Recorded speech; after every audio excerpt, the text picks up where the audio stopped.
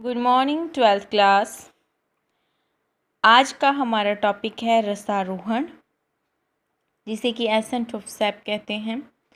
रसारोहण पादपों में होने वाली वह क्रिया है जो जल के अवशोषण के बाद जल का जड़ से लेकर के और पादप के विभिन्न भागों तक पहुंचना सरल करता है।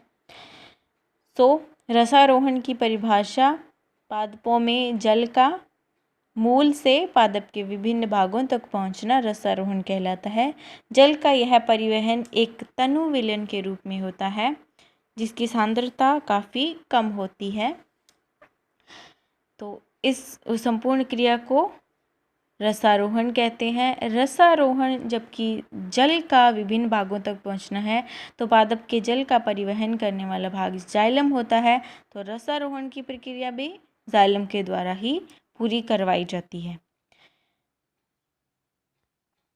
रसारोहण की प्रक्रिया को समझने के लिए, इसकी क्रियाविधि को समझाने के लिए अनेक सिद्धांत दिए गए थे, जिनमें से सभी सिद्धांतों को 3 वर्गों में बांट लिया गया।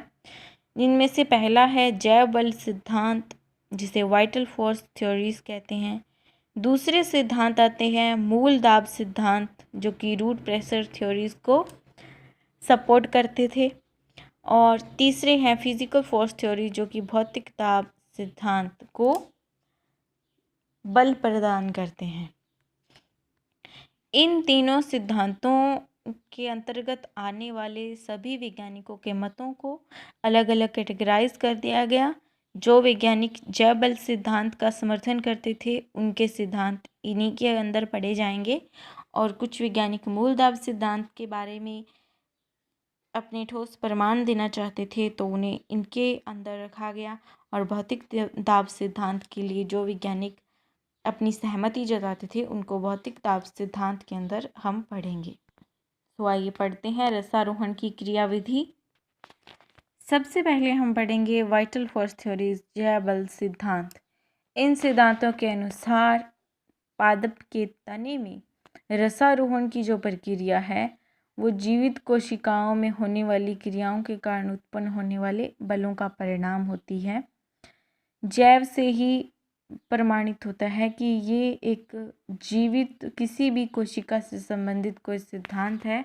तो इन्होंने क्या बताया, जो भी ये वैज्ञानिक थे, उनके अनुसार पौधों में रसारोहण की जो प्रक्रिया है, वो तने की जितनी जीवित कोशिकाएं होती हैं, उनके अंदर जितनी क्रियाएं हो रही हैं, उनके कारण अगर जल की हानि हो तो वो जल के अवशोषण के लिए प्रेरित करेंगी और जल के अणुओं को आकर्षित करेंगी। तो इसी के कारण जल का आरोहण होता है, इसी के कारण रसारोहण होता है। आरोहण का मीन्स होता है ऊपर की ओर चढ़ना, तो रस का आरोहण यानी कि रसारोहण, जल का आरोहण। और इस सिद्धांत को बल प्रदान करने के लिए प्रमुख वैज्ञानिकों के मत इस प्रकार हैं। सबसे पहले गोर्लेवस्की, इन्होंने 1884 के अंदर जैव बल सिद्धांत को सहमति प्रदान की। इन्होंने एक सिद्धांत प्रतिपादित किया, जिसे रिले पंप सिद्धांत कहते हैं। इन्होंने एक रिले पंप बनाया था, जिसके अनुसार इन्होंने बताया कि जाइलम तथा मज्जा किरणें जो होती हैं, उनकी जीवित कोशिकाओं के परासरण दाब में अगर परिवर्तन हो जाए, तो वो रसारोहण की क्रिया को प्रेरित कर देता है। जाइलम की कोशिकाओं में तथा मज्जा किरणों की कोशिकाओं में अगर परासरण दाब में परिवर्तन होता है, तो वो रसारोहण की क्रिया को प्रेरित करता है। दूसरा सिद्धांत 1923 में सर जेसी बोस, जो कि हमारे इंडिया के थे, हमारे भारत के थे, इन्होंने दिया। इन्हें स्पंदन सिद्धांत प्रतिपादित किया।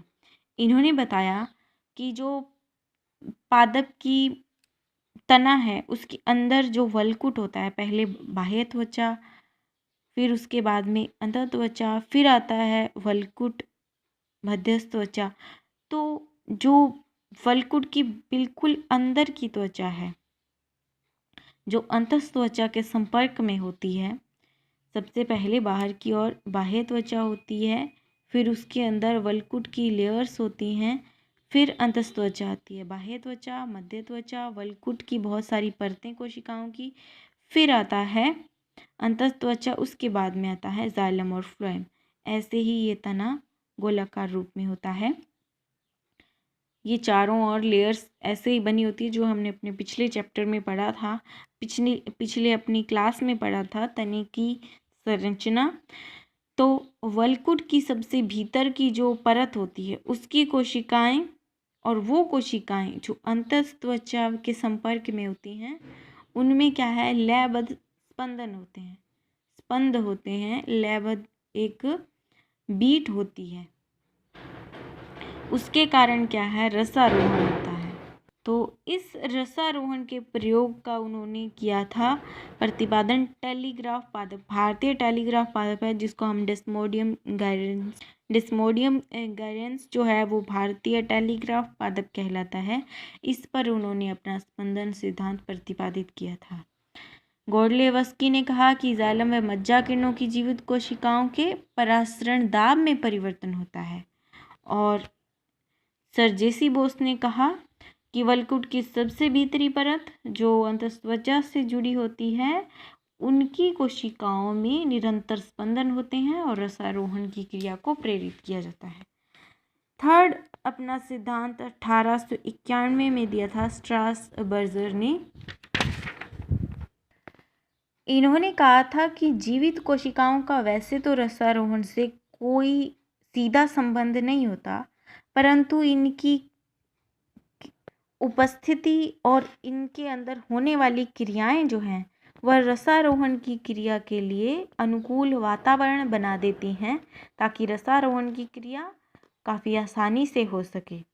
तो इन्होंने कहा कि जीवित कोशिकाओं का रसारोहण से कोई सीधा संबंध नहीं है, परंतु इनकी उपस्थिति और इनके अंदर होने वाली क्रियाएं जो हैं वह रसारोहण को प्रेरित करती हैं।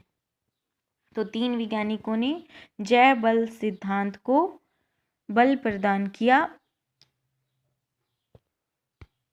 अपनी सहमति दी। तो नेक्स्ट वन इज मूल दाब सिद्धांत। मूल दाब सिद्धांत के अनुसार वही था कि मूल की कोशिकाओं में विलयन जो है वो दाब लगाता है जिसके कारण रसारोहण की क्रिया संपन्न होती है। इसे हम रूट प्रेशर थ्योरी कहते हैं। कुछ वैज्ञानिकों ने यह कहा कि मूल के अंदर की कोशिकाएं जो हैं उनके अंदर विलयन होता है जो प्रासरण दाब को भी नियंत्रित करता है, प्रासरण दाब को कम ज़्यादा करता है, जिसके कारण रसारोहण के लिए प्रेरणा मिलती है। ये दाब लगाया जाता है जिससे जल मूल से होकर के पादप के विभिन्न भागों में पहुंच जाता है जाइलम के थ्रू, और इस मूल दाब को मैनोमीटर से माप सकते हैं। पर मूल दाब हर तरीके के पादप में नहीं पाया जाता। जिम्नोस्पर्म्स के अंदर मूल दाब नहीं होता, तो इसके लिए यह सिद्धांत जो है वो बहुत ही सीमित महत्व का था। और जो लंबे पादप हैं जिनकी लंबाई 200 से 400 मीटर तक होती है उनमें रसारोहण की प्रक्रिया को समझाने के लिए मूल दाब सिद्धांत काफ़ी नहीं है, क्योंकि मैनोमीटर जो है वो 20 मीटर तक के लंबे पादपों में ही मूल दाब की नाप सकता है, मूल दाब को नाप सकता है। और यह मूल दाब सिद्धांत उनमें रसारोहण की प्रक्रिया को समझा सकता है, पर ज़्यादा लंबाई वाले पादपों में यह सिद्धांत रसारोहण की व्याख्या नहीं कर सकता। इसीलिए यह सिद्धांत सीमित महत्व का है, परंतु हाँ यह प्रतिपादित किया गया था और कुछ पादपों पर मान्य है, इसीलिए इसको अध्ययन के लिए रखा जाता है। भौतिक दाब सिद्धांत या फिजिकल फोर्स थ्योरी जो है वो बहुत आज के ज़माने में सबसे ज़्यादा मानी जाने वाली, रसारोहण की प्रक्रिया को समझाने के लिए, रसारोहण की प्रक्रिया क्यों होती है इसके लिए सबसे मान्य है यह सिद्धांत। भौतिक दाब सिद्धांत का प्रतिपादन अनेक वैज्ञानिकों ने किया था, लेकिन सबसे ज़्यादा जो मेन है वो डिक्सन व जॉली का सिद्धांत है। इन्होंने संसंजन बल तथा वाष्पोत्सर्जन कर्षण सिद्धांत दिया था।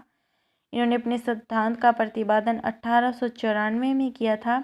जिसके अनुसार जल के अणुओं के अंदर एक आकर्षण होता है जिसको कि ससंजन बल कहते हैं, तथा वाष्पोत्सर्जन के कारण इन जल के अणुओं में होता है खिंचाव, जो कि रसारोहण की प्रक्रिया को प्रेरित करता है। इसे समझने के लिए आप देखिए, जल के दो अणुओं के बीच में खिंचाव बल होता है। अगर वाष्पोत्सर्जन हो रहा है तो इस जल के अणु की हानि हो गई भाप बनकर, और यहाँ जो अणु है वो इसकी जगह पे आ गया, और यहाँ जो जल का अणु है उसका इस अणु के साथ एक परबल आकर्षण बंध है जिसको ससंजन बल कहते हैं। तो ये इसको अपनी ओर खींचेगा, तो इस तरीके से जल जो है वो ऊपर की ओर चढ़ता जाता है। यहाँ से वाष्पोत्सर्जन जो है वो जल की हानि करेगा, और अणुओं के बीच में, जल के अणुओं के बीच में जो आकर्षण बल है वो इनको एक दूसरे से बांधे रखता है। तो जैसे जैसे जल की हानि हुई वैसे वैसे जल ऊपर की ओर चढ़ता जाता है। इस तरीके से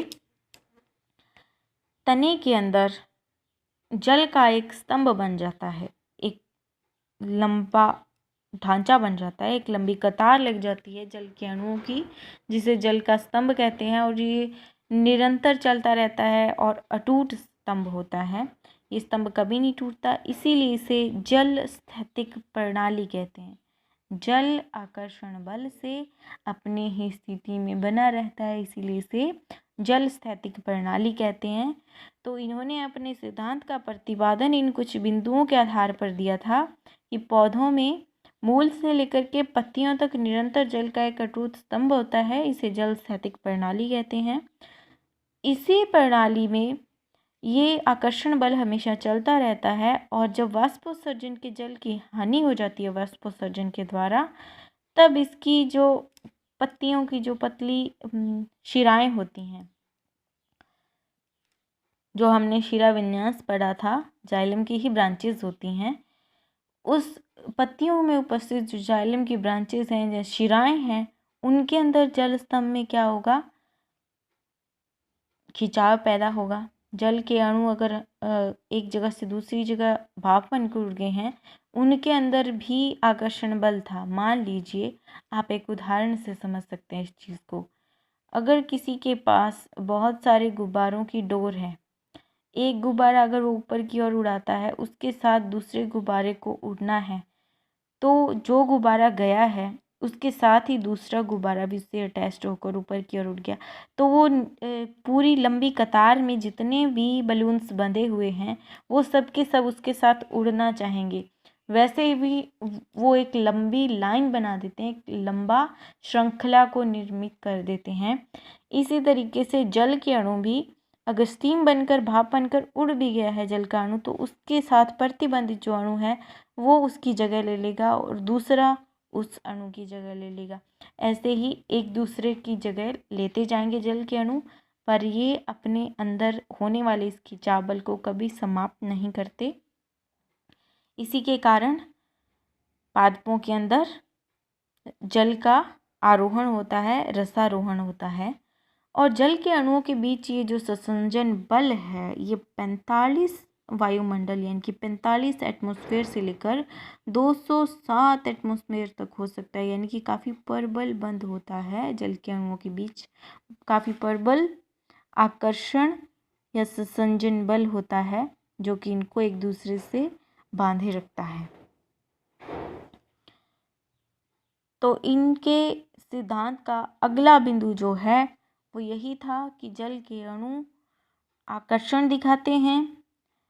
इससे पहले वाष्पोत्सर्जन द्वारा जल की हानि होती है।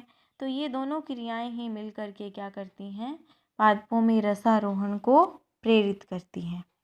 और वर्तमान में रसारोहण का यही सबसे ज़्यादा मान्य सिद्धांत है जो कि रसारोहण की पूर्णतः व्याख्या करता है। सो आई होप यहाँ तक का लेसन आपको समझ में आया होगा। अगर आपकी कोई भी समस्या है, आपको कोई भी प्रॉब्लम है, तो आप हमसे कमेंट कर सकते हैं, हमसे कांटेक्ट कर सकते हैं। Have a nice day. Thank you.